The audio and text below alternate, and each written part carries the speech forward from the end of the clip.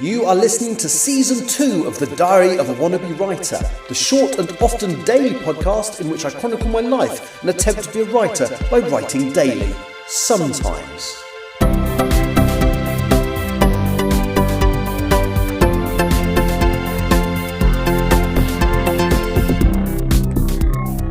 Hello, today is Saturday the 9th of August 2025 and you're listening to a very tired wannabe writer. I had loads of plans that I was going to try and do today. I might still achieve some of them, but I'm not going to put pressure on myself.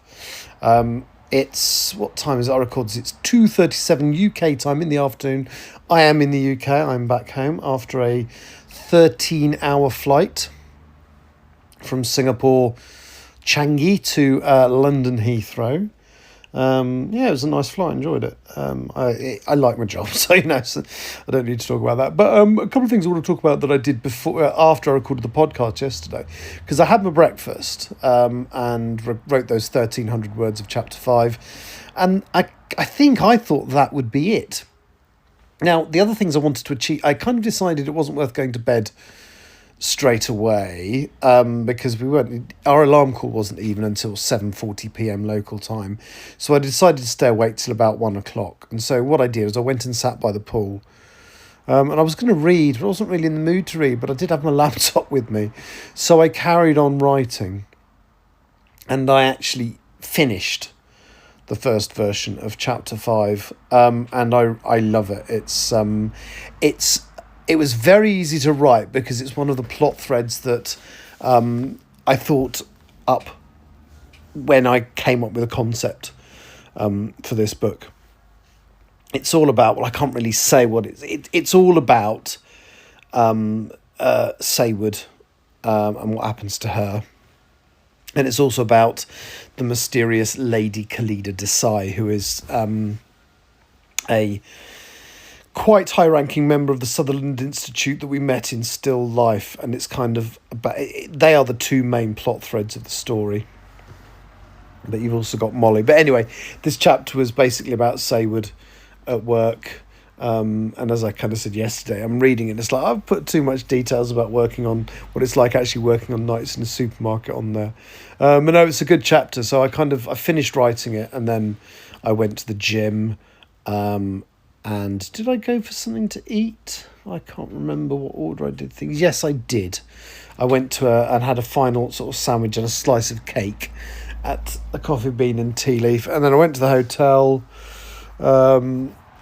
did my ironing, did my packing, and basically went to bed ready for my wake-up call. It was difficult for me to get to sleep, actually, so I didn't sleep that well, but I did sleep during the break on the flight, so that was good. Because I was having a very strange dream. Bits of it keep coming back to me. But yeah, so... and my kind of thoughts today were, there's a couple of things I needed to achieve and a couple of things I wanted to achieve.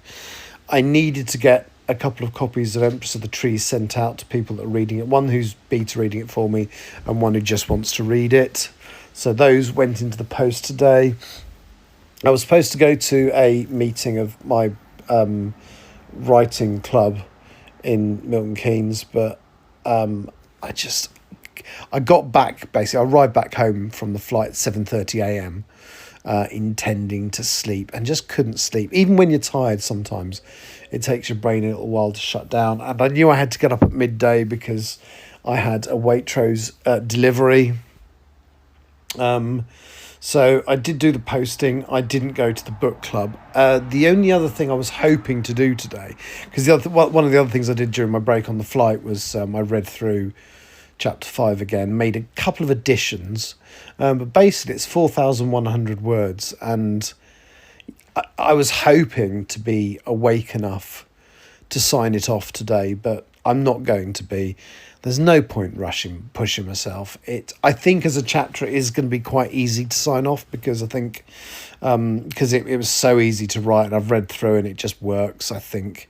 And I have broken one of my own rules, actually.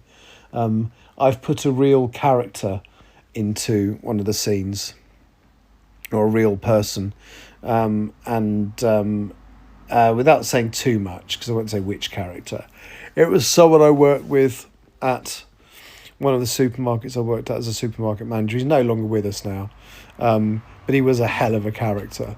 And so, yes, he has a cameo in this book, doing exactly what I think he would have done in that situation if he was still with us, bless him.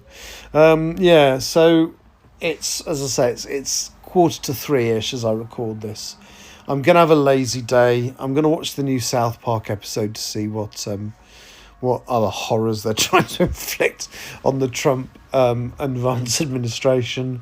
And yeah, that's about it. I'm not going to do any writing. There's no point. I'm too tired. So my plan is to get up at a reasonable time tomorrow, because the jet lag will work in my favour. The jet lag will mean I will go to bed early tonight. I will sleep early tonight, and I'll wake up early tomorrow morning, which I actually quite like. So hopefully I will be able to get up and get that chapter signed off.